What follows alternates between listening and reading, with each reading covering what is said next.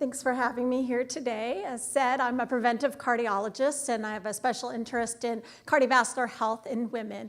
And I'm going to present data today that we did as part of our AHA-funded Go Red for Women strategic focus research network at Johns Hopkins about sex hormones and cardiovascular disease risk in women. So cardiovascular disease is the #1 cause of death in women. And it tends to lag about 10 years later on average in life compared to men, with risk rising after menopause.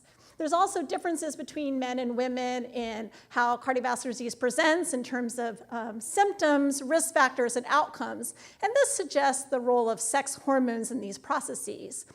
Now, it could be that this is related to endogenous estrogen deficiency because at menopause, estrogen levels really plummet in women. Or it could be due to relative excess of androgens, the male-type testosterone hormones, in relationship to estrogens because estrogens are very low in women after menopause. So our group was particularly interested in this disease, heart failure preserved ejection fraction, which accounts for 50% of all heart failure cases, and it's predominantly seen in older women.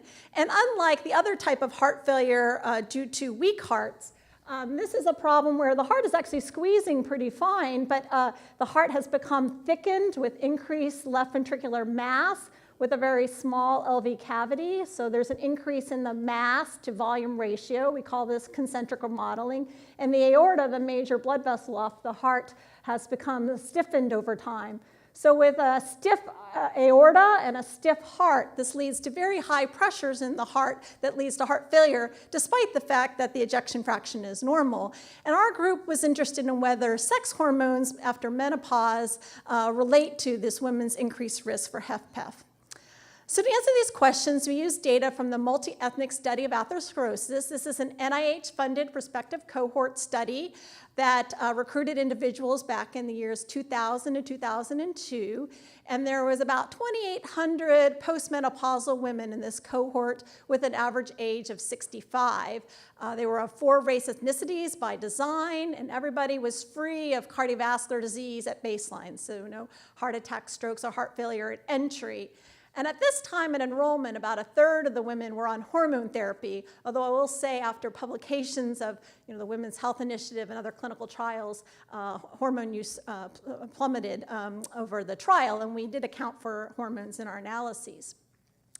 So from blood that was stored from the initial exam, we measured sex hormone levels. We measured testosterone and estradiol. We also measured sex hormone binding globulin because sex steroid hormones are carried throughout the body bound to binding proteins. And we calculated also the free levels of testosterone. So testosterone is primarily bound, but about 1% to 2% is free in the unbound state. And we think it's the free hormone that is the biologically active form. And in M.H.S, there was a lot of different outcome measures we looked at. So participants had a cardiac MRI at baseline and at 10 years. So we could look at changes in heart cardiac structure and aortic distensibility over time. Participants had computed tomography CT scans of their heart arteries. So we could look at coronary artery calcium progression, which is a marker of atherosclerosis. And they were also followed for events. Did they have an interim heart attack, stroke, or heart failure event?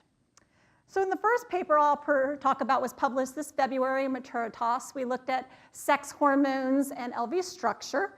And again, as I mentioned, increased LV mass is a marker for this HFpEF. So to walk you through this slide, this is an adjusted spline. So this analysis is adjusted for traditional cardiovascular risk factors. So we're looking at the independent risk conferred by testosterone levels. And on the y-axis, this is the adjusted difference in the progression of LV mass, this hypertrophy over time. And what we found was women with higher testosterone levels had more progression of hypertrophy over time, independent of other risk factors. In the second paper, which was also published in February of this year, which was published in the American Journal of Hypertension, we looked at sex hormone levels and aortic distensibility, distensibility being the opposite of stiffness. And this was also measured by cardiac MRI, looking at how much the cross-sectional area changed. And again, the same kind of adjusted spline, adjusted for other risk factors. And we showed that postmenopausal women with higher levels of free testosterone had less distensibility, meaning their aortas were more stiff at baseline. And in the third analyses, this was presented at the American Heart Association meeting just this March. So this is just the abstract that was presented. The paper's been submitted. But we looked at sex hormones and coronary artery calcium. So coronary artery calcium, you can see on CT scan because it shows up bright like bone, and it's a marker of plaque in the heart arteries. And what we showed is that women with higher free testosterone levels, again, independent of all the other risk factors, had more progression of atherosclerotic plaque over 10 years as measured by coronary calcium.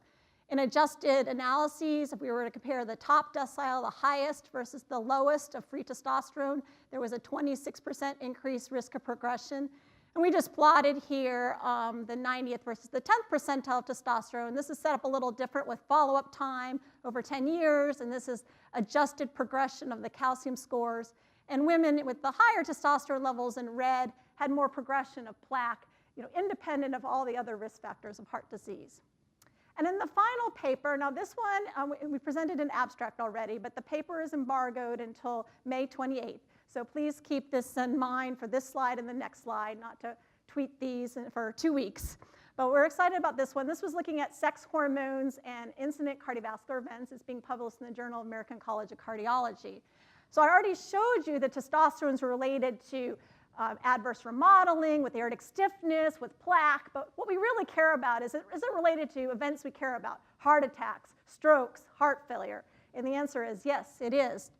So testosterone levels in women, and particularly higher levels of the ratio of the male testosterone hormone to estradiol levels, so the ratio of the hormones, was associated with increased events. So these are levels. This part is unadjusted analysis. So these are women who had a cardiovascular disease event, which is heart attacks and strokes, who had a coronary event or had a heart failure event. So levels were higher in women that had events. Now, this is an adjusted analysis. This is on the x-axis is testosterone-estradiol ratio. And on the y-axis, these are hazard ratios of risk of events.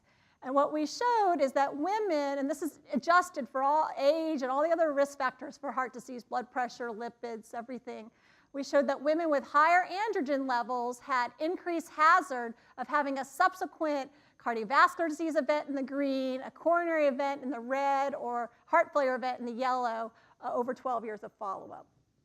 So in summary, in these 4 studies I went through very briefly, higher testosterone levels in women after menopause was associated with increased risk of adverse concentric cardiac remodeling, with aortic stiffness, with progression of atherosclerosis, and with hard cardiovascular events, all these bad things. But the next question, of course, is what do we do about this? Because prior clinical trials of hormone therapy after menopause, particularly the landmark study, the Women's Health Initiative, have failed to show that giving hormone therapy after menopause can reduce cardiovascular events. And in fact, there was a suggestion of harm. Now, there's a lot of controversy of these studies. Maybe they used the wrong formulations. Maybe it's because they gave progestins. Maybe it's because of the timing. They gave it to older women. But that being said, it's currently not recommended to give hormone therapy to women for the sole purpose of cardiovascular disease prevention. So we're not going to give women hormone back. So what do we do?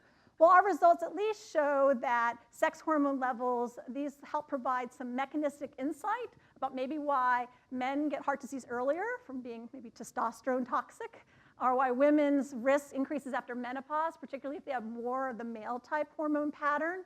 So it provides some mechanistic insight.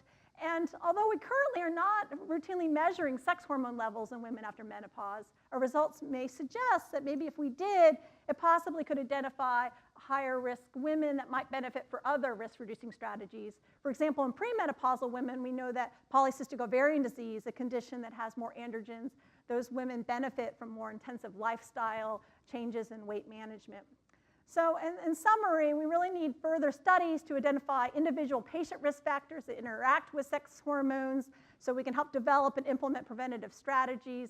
And I'd like to thank my colleagues at Hopkins that are part of our Go Red for Women campaign, and hopefully you all own some red dresses that you can wear in February and all year round to support heart disease in women. Thank you.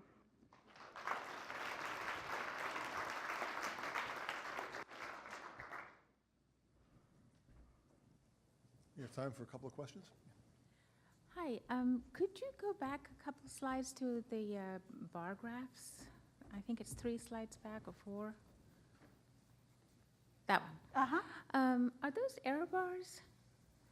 So this is, again, this study is embargoed for 2 weeks, but what we showed, this is just levels. And so this is a bar graph. So this is median level of this. This is unadjusted. And these are, this is the interquartile range with the whiskers. But I think what's more important rather than unadjusted levels is this analysis, which these are hazard ratios. So this is in a multivariate adjusted Cox model where we looked at hazards of hormones adjusted for risk factors. This is just the median level unadjusted by people who had events versus not. Okay, thank you. Thank you very much, Erin.